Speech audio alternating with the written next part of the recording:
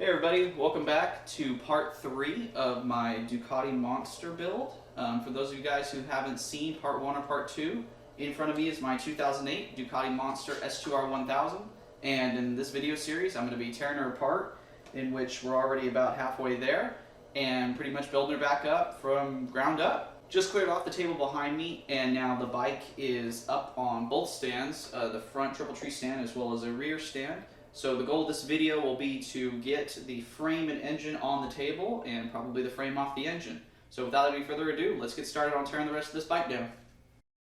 So to start the video off today, I'm going to drain the oil, and then I'm going to try to remove the front sprocket. I'll put the bike in gear here so I can get it off now rather than later. Later might be a problem or an issue if I'm not able to have the sprocket held in place with the chain. So let's start with that.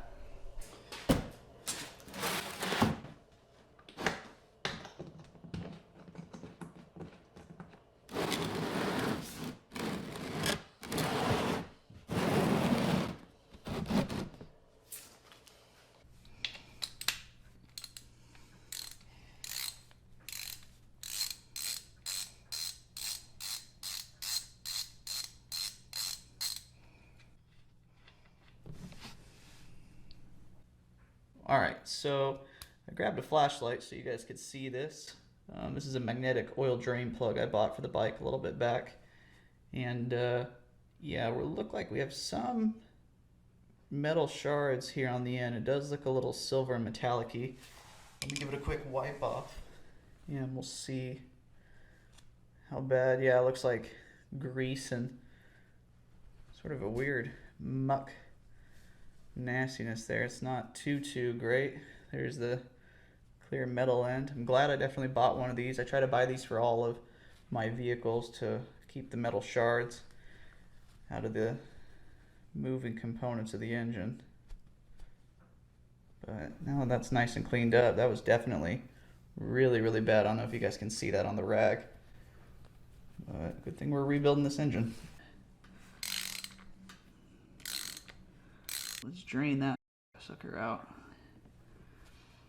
And I'm not really seeing any... Oh, no, I do. Actually, we got quite a bit of metal flakes and whatnot in here. Let me see if I can show you guys.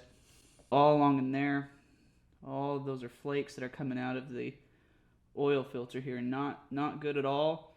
I'm gonna be pretty intrigued to see what the engine looks like with all of that coming out. Moving on to the front sprocket here, I'm going to put the bike in gear.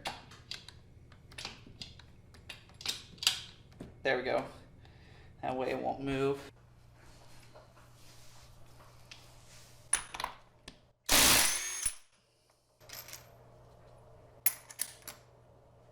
With that front sprocket nut removed, I'm now going to cut the chain.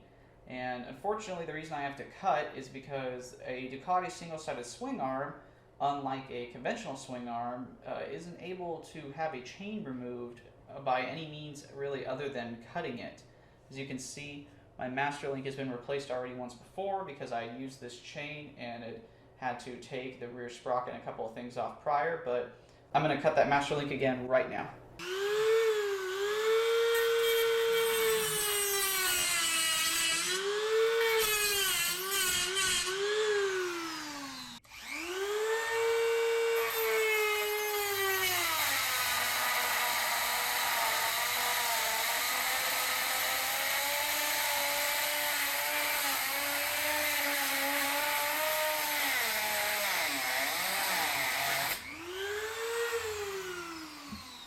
With the front sprocket off and the chain master link cut, I'm now going to move up here to the front end, and my plan is to probably start here with the calipers.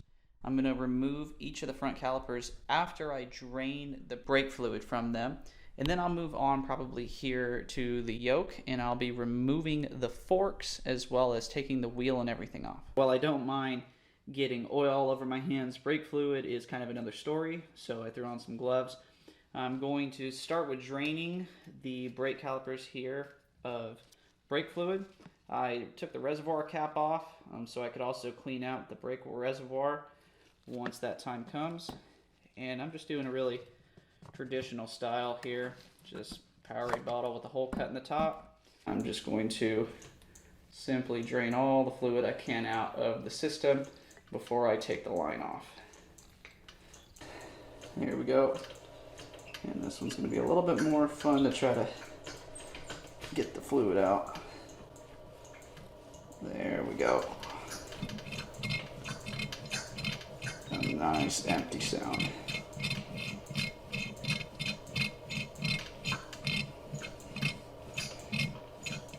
All right. Easy enough. While I still have my gloves on, I'm actually going to drain the master and slave cylinder line here for the clutch. Just have them on right now. I'd rather get to it, and then I'll disassemble the front end.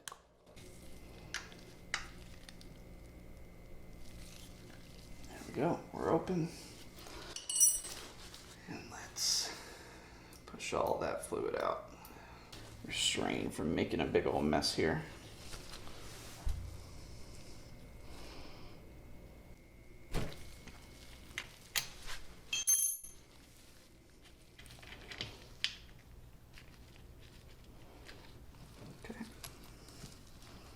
I'm going to quickly pull the caliper off this side. There we go. Alright, there we go. Let's not bang up the rim here. And we're off. Okay.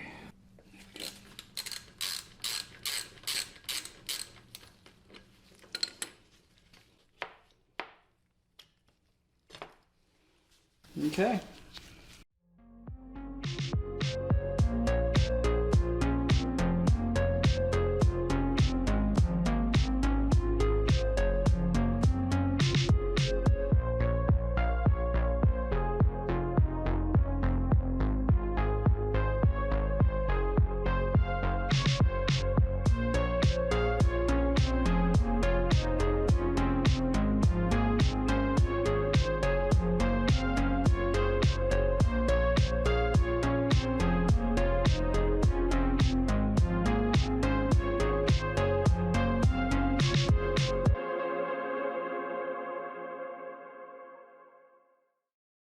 So with the front end off, now I'm going to start working on the handlebars and stuff here. I'm going to take off the master cylinder for each side, and then I'm going to remove the handlebars themselves.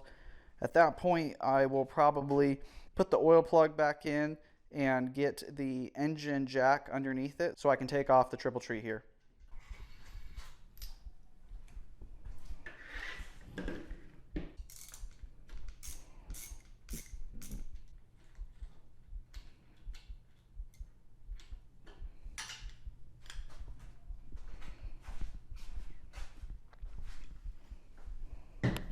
And one last thing I'm going to loosen. I don't know if you guys can see it right here. There's a pinch bolt for the triple tree top here nut that's used to hold it in. So I'm going to loosen that up. Well, I accidentally totally spaced taking off the exhaust. So I'm going to grab a 10mm here and get that taken off.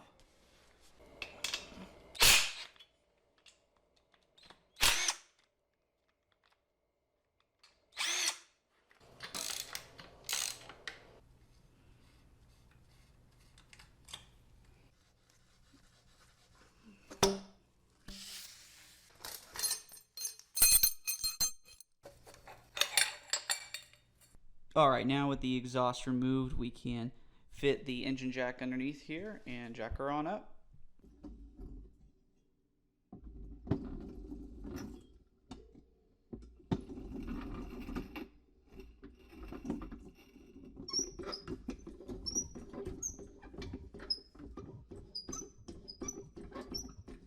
With the engine jack now underneath, we can probably just take this out real nice and easy. Not like it's providing any support anymore to the front end. For some good measure, I'm going to just throw a ratchet strap over the top just to hold this thing in place. It is currently still being balanced by the rear stand, but I'd kind of like to just have it secure.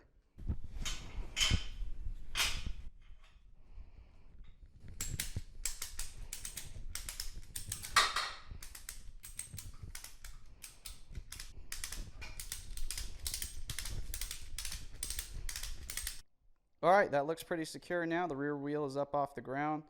Let me grab the special tool we're gonna need to remove this right here.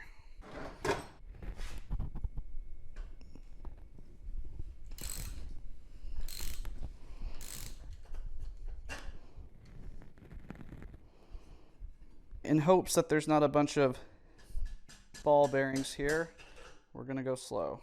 But I'd say that being that it just popped out, ooh. And we're good. Well, I got very lucky that none of those fell out. Oh, they look like they're in a retainer. Okay. Yeah, I've removed some of these before where that did not have a retainer and they just went all over the floor when I went to go pull that out. So I'll consider myself lucky there and set that down. With that, the front end of the bike is now gone. So the last thing we're going to have here before we're able to drop the engine is we're going to remove the rear wheel, the shock, and the swing arm. All right, so with the rear wheel removal, it's pretty easy. We're just going to take off this retaining little clip right here.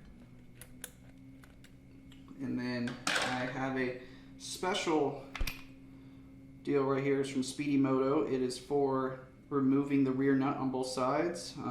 It's one on one side and one on the other.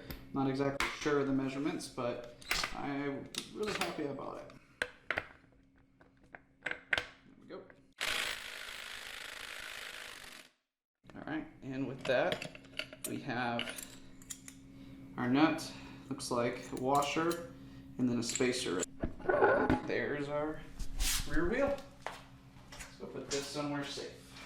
Okay, with that, I'm going to come on over here to the other side and get this removed. Now, same thing. We have a retaining clip. I'm going to switch sides, just making sure that's the right one. And cover your ears again.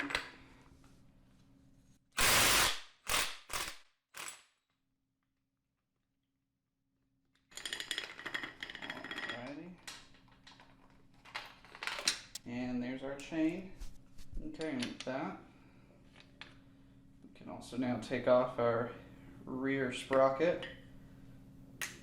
We're going to leave that on and everything so that we can take off the rear brake caliper right here.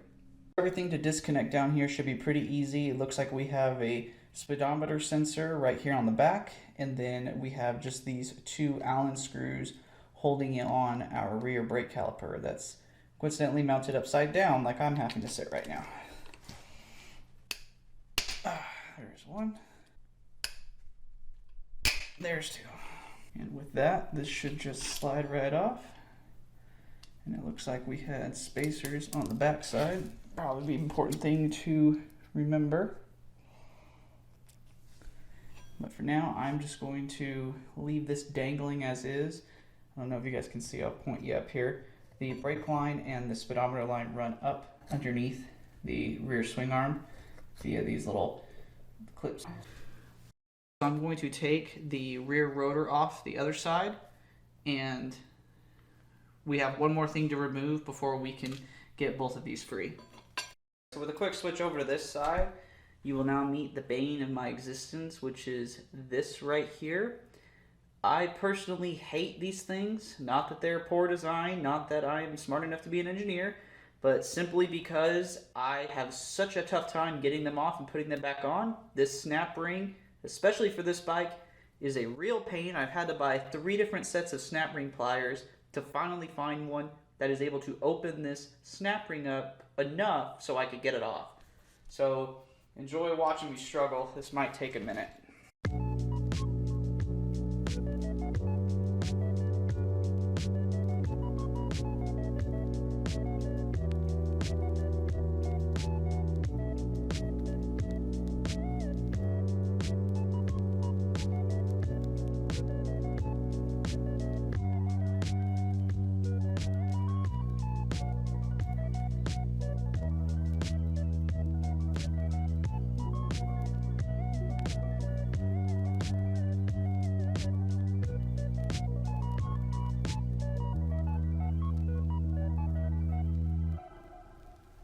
before you guys go and telling me this is not the way to do this, I know I just really hate these things, and they're just the goddamn bane of my existence. So thank you for your input, but it's duly noted.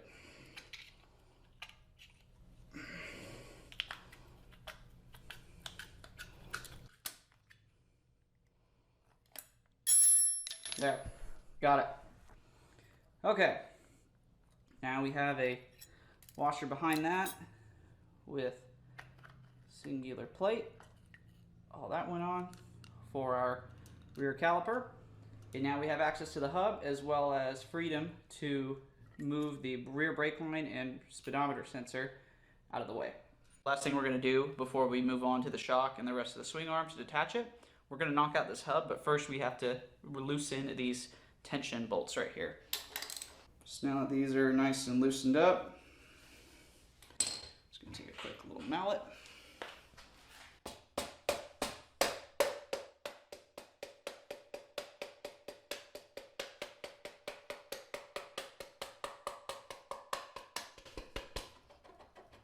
Alrighty, there's our rear hub.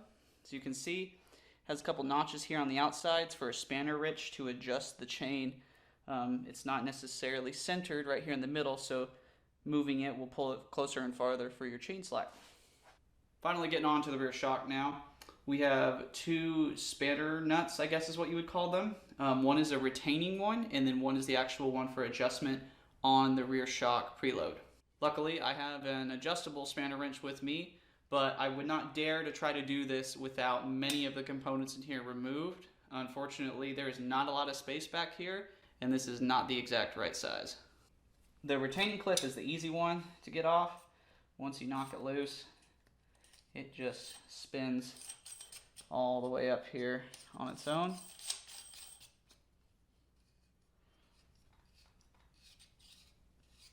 However, the next one is not so easy.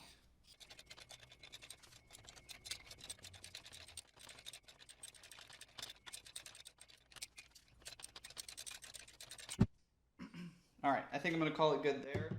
Looks like it's pretty far up. Not a lot of space between it and the retaining nut. So what I'm going to do now is I am going to remove this Allen screw right here, which will in turn drop the swing arm. It'll go pretty low, but by the same token, this here is operating on what looks like a teeter-totter.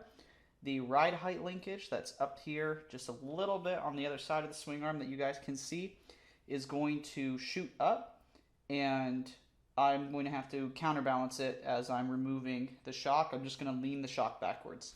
There's our bolt, and with that, as I said, teeter-totter's going to come up. We're just going to tilt the shock back here, and then I'm going to remove the Allen screw up here on the front side. Alright, now I can do it by hand. Alright, so once this comes out here, the entire swing arm is going to drop to its lowest point and should be free. Alright, so in order to remove this teeter-totter piece, there's actually underneath this little rubber cap right here an Allen screw, and on the other side I have another Allen screw set up with a wrench so that it's not too hard to get off. There we go, it's going. And we're loose. It comes out that way. And I got it. Oh, come on. There we go. Alrighty. Now that we have the rear shock and ride height linkage here taken out and free, what we're going to have to do is remove the pegs. They're held in by a few bolts. One up here on the top that also doubles as a bolt that runs all the way through the back end of the engine with some bearings in there. And then we also have two smaller ones. I don't know if you guys can see them, but they're down in there. Not going to be too hard to get to. I'll be able to get them even with this ratchet strap and it on the jack. But let's get those taken off.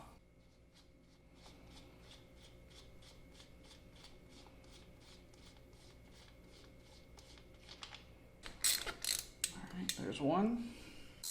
Alright, look like we're free. Let's pull this out, and we had a washer fall. There it is on the other one. there. Alright, so this should just slide off here now. It's coming. It's coming. There we are. Okay, so now this is free. Speedometer sensor right there. Going to probably leave this on and bring the rear reservoir with it. We're actually going to undo these little clips right here so that we can just feed the rear brake caliper through, hopefully, that gap. Yeah, it looks like it'll fit. So feed it through that gap, and then from there just take all of this as one piece over to the table.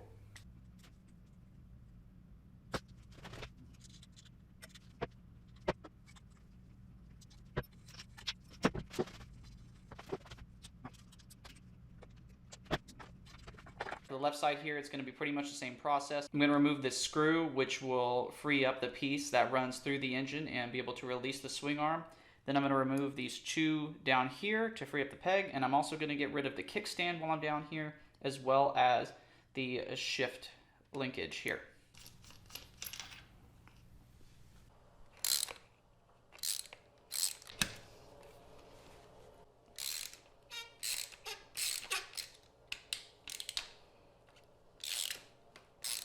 Just gonna try to be as careful as I can. That one looks like it was backed by a bolt on the kickstand. Got some spacer and a washer here. Gonna take that off. Nice and greasy down there, of course. Okay.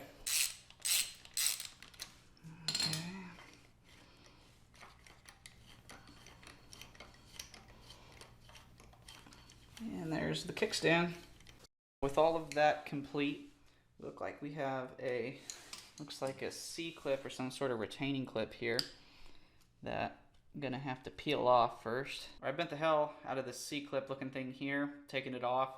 Luckily, I think you only need to take one side off to knock this out. But I do know that there is a pinch bolt in here that pinches the swing arm in place on this rod that goes through it. So I'm gonna take off the chain cover, and then we'll loosen that up so that we can knock this out. Alrighty folks, there's that pinch bolt I was talking about. As you can see, it's grooved on one side for where it's supposed to sit. Alright, the time has come. Let's, here we go. That looks pretty good. I'm gonna go support it on the other side here as I pull it out. We're almost there. Alrighty, there's our rod behind us, and then right here is the swing arm. The linkage is getting caught. There we go. It looks like we had a spacer on each side. Looks like there were two. Okay.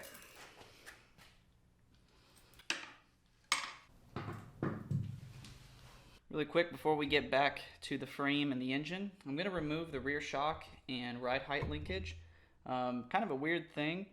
It actually is held in by a rod that goes through the rear swing arm here, and this little rubber piece is just a cover for the hole in which you actually access it. The rod is the little piece that's going to be over here. If you've seen it in some of the other sections of the video, the little black circle on the other side, you'll just pull it out once it's removed. Something I will tell you is that be careful removing this if anyone ever does this.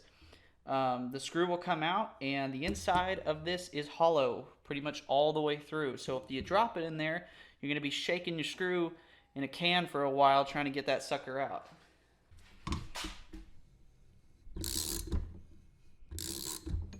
Alright, so here's the fun part. Got it. Now the trick is just don't drop it. Alright, she's out. Here's our linkage. Here's our shock. As I kind of made note of before, if you push on this right here, the inside of it, This other side here comes out, and inside they connect. It's a really odd looking piece, but there you have it. Okay, I was just giving the engine and frame here a look before I went and put it on the table, and I noticed that this crossbar right here is actually going to prevent the engine from dropping if I don't remove the throttle bodies. So what I'm going to do is I'm going to take these suckers off, and then we'll go bring it on over to the table.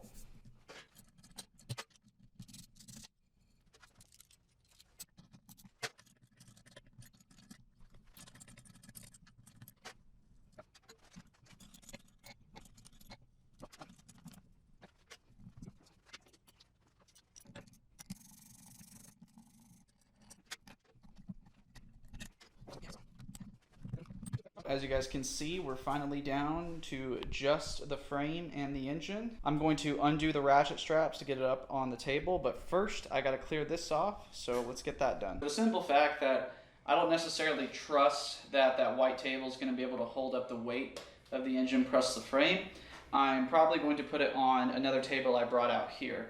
And this is the part where I get to go ask for some help. Okay, so frame and engine are moved to our little table here. Guess it's time to pop the frame off. I'm gonna take out these little plugs here that hide the nuts for the two rods that go through the engine. All right.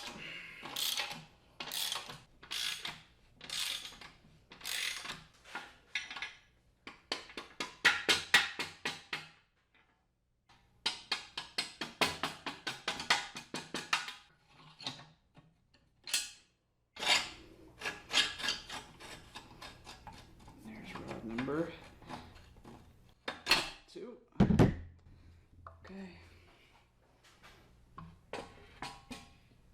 And there's the frame. Alright guys, so with the engine now out of the frame and sitting alone here on the table, I think that's going to be it for this video. Did a lot of work today. I finally got the teardown pretty much to where I wanted it to be. In my next video, I'm thinking I'm going to tear down a little bit into the engine. Gonna take off things like the oil cooler, probably these covers off of the timing belts themselves.